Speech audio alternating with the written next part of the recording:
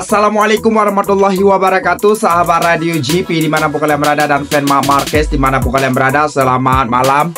Sebelumnya kita berselawat dulu seperti biasa. Allahumma salli ala Sayyidina Muhammad, Allahumma salli ala Sayyidina Muhammad, Allahumma salli ala Sayyidina Muhammad sallallahu alaihi wasallam. Welcome back to my channel Radio GP. Gitu teman-teman.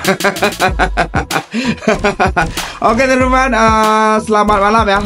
Sebelumnya Mimin doakan kepada teman-teman semuanya selalu dalam keadaan sehat walafiat, dilancarkan rezeki dan diberi kesehatan oleh Allah Subhanahu wa taala, dan diberi kesembuhan kepada siapa saja yang sedang sakit, dan dilancarkan setiap sesuatu yang teman-teman kerjakan dilancarkan oleh Allah Subhanahu wa taala. Amin amin ya rabbal alamin.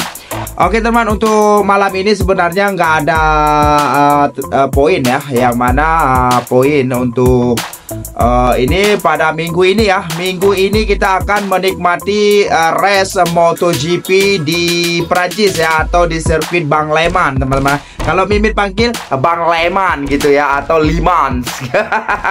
Liman ya, yang mana ini adalah sirkuit tuan rumahnya Fabio Quartararo dengan si Johann Zarco ya. Jadi sebelum mencapai ke MotoGP Prancis, seperti mana masih seputaran hasil tes MotoGP Jerez kemarin ya, tes perdana tahun ini yang berlangsung di Jerez, sirkuit Jerez Spanyol, dengan satu hari pada Senin setelah race MotoGP Spanyol kemarin ya, race MotoGP Jerez, yang mana Marc Marquez mengalami crash di situ dan berhasil bangkit finish di posisi ke-12 dengan meraihan poin 4 poin ya. Namun dari hasil pengaman ya, dari hasil pengaman 4 lap terakhir di race MotoGP Jerez kemarin, ternyata kecepatan Marc Marquez berbanding dengan Francesco Bagnaia tidak terlalu jauh ya, yaitu 0,114 sekian detik saja teman-teman ya. Tidak terlalu jauh berbeda dengan si Francesco Bagnaia yang finish di posisi ketiga berbanding Marc Marquez yang finish di posisi ke-12 ya. Namun di sini banyak sekali layangan pujian terhadap Marc Marquez yang berhasil finish di posisi ke-12. Bahkan dia dijuluki pembalap yang sebenarnya ya, yang sebenarnya setelah crash dia bisa membawa motor yang sangat rusak separah sekali ya, bisa meraih poin 4 poin di posisi ke-12 dengan keadaan motor tersebut berbandingkan Francesco Bagnaia di posisi ketiga ya. Dan untuk Francesco Bagnaia di sini dia mengatakan ya, dia mengatakan sayang sekali duet dengan Marc Marquez hanya berlangsung beberapa saat di awal lap sahaja ya.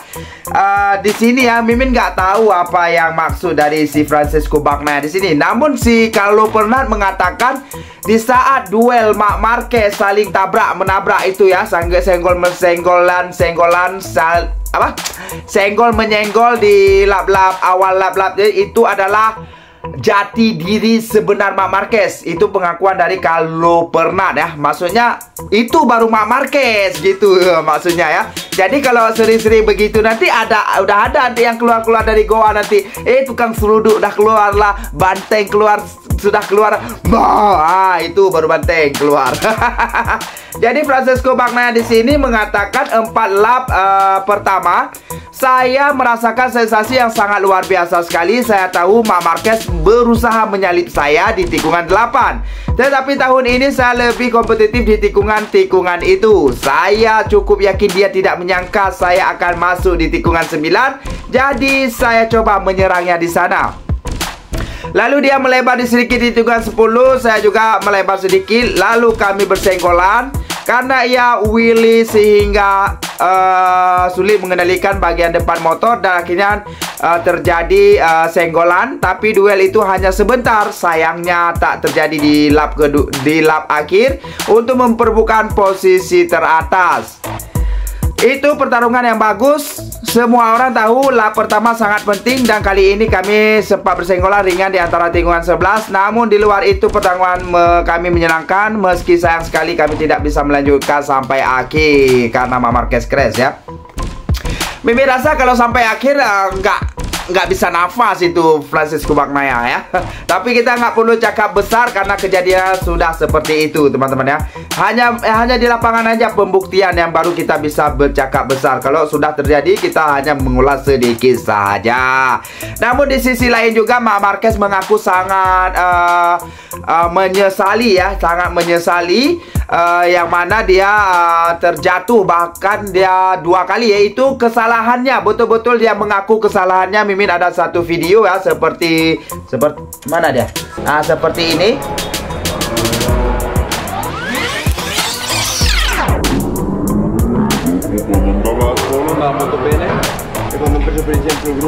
Nah, seperti itu ya lebih kurang Marc Marquez, pengakuan Marc Marquez yang mana dia kesalahannya atau itu sendiri ya.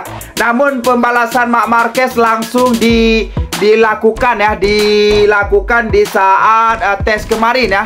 Mungkin karena kesal gimana gitu, akhirnya Marc Marquez melampiaskan kesalahannya tersebut, atau menebus kesalahan tersebut di saat tes kemarin, yang mana di sesi pagi dan sesi siang Marc Marquez yang tercepat, bahkan gila parah sekali ya, sampai-sampai Marc Marquez tidak terdengar dari mulut Marc Marquez ada angin kencang. Gara-gara angin gue lebih cepat gitu ya. Nggak ada ya. Mungkin ada ya. Mungkin kecepatan Marc Marquez di saat tes lebih cepat karena ada dorongan angin. Jadi Marc Marquez bersahabatan dengan angin, makanya Marc Marquez jadi cepat ya. Berbanding Francisco Bagnaia yang mana menyalahkan angin, makanya dia menjadi kesulitan ya. Rupanya di sini bukan hanya Francisco Bagnaia, teman-teman. Fabio Di Giannantonio nggak tahu apakah mengikuti sensasi, nggak tahu Mimin. Yang jelas dia juga mengakui dia crash sempat crash juga di saat tes, tapi tidak terjadi apa-apa disebabkan angin.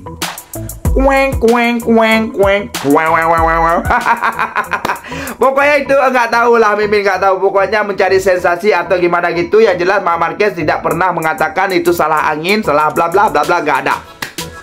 Jadi dia menembus kesalahannya di saat race, dia menunjukkan di tes kemarin. Dan di situ Marc Marquez menuji coba beberapa part yang mana dia mengatakan sangat cocok sekali dengannya. Namun Marc Marquez tidak tahu di mana part tersebut akan digunakan oleh pihak Ducati di motornya, apakah di Le Mans atau di seri-seri berikutnya. Begitu juga dengan Francisco Bagnaia, dia mencoba sasis 2025, yang mana sasis tersebut atau part-part lain yang dicoba oleh Francisco Bagnaia, yang mana part tersebut sudah dicoba oleh Marc Marquez di saat tes pramusim. Jadi di situ Francisco Bagnaia hanya beberapa part saja yang klop dengannya, dan dia juga menilai di Le Mans mungkin part tersebut akan dicoba atau di tempat seri-seri lainnya ya. Namun belum ada konfirmasi part apa yang mereka gunakan, termasuk Marc Marquez part apa yang baru dibawa atau yang dicoba Marc Marquez, namanya apa mereka tidak tahu, bahkan tidak diberitahu ya. Jadi kita tidak tahu. Untuk sasis 25 itu langsung Francisco Bagnaia mengakui ya, yang mana dia mencoba sasis tersebut ya Pak, sasis yang pernah dicoba oleh Marc Marquez gitu. Dan untuk gila parahnya lagi, untuk sisi lain beritanya adalah di sini Pedro Acosta. Sudah lama kita nggak ngomong Pedro Acosta, kasihan sekali ya, supaya nggak terlalu redup ya frustasi si Pedro Acosta, karena udah 2 seri ini Mimin nggak pernah lihat mukanya di race MotoGP ya, di saat race ya. Mimin nggak tahu dia main atau tidak gitu ya. Oke, yang mana di sini Pedro Acosta ingin kalah dari Marc Marquez di MotoGP. Wow. Ini sound sendiri kita buat. Yang mana Pedro Acosta mengakui ya dia ingin kalah dari Marc Marquez. Alasannya Mimin nggak tahu.